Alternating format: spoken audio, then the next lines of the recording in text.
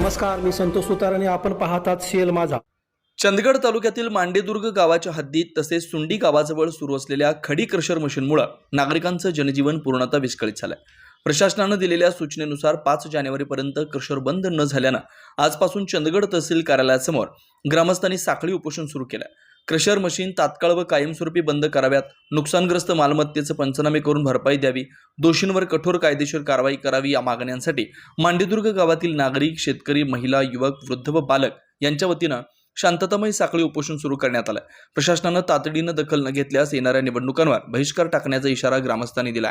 आम्हाला जाताना अशी रस्त्यावर अडचण होते, गेलो की ना भेटतात ना, आम्हाला बसवलं लागतं, शरीर लागतात, काटे लागतात आणि कोणही आम्हाला दाद देण्यात काय नाही. आणि असं का हो, मुलं जाऊल्यात, मुलं गावती बिती म्हटल्यावर काय म्हटल्याने त्यांनी आणि परत मुलं होत नाही ते म्हटल्याने त्यांनी आणि परत मुलं काढीत जायचं का ते कमी जायचं.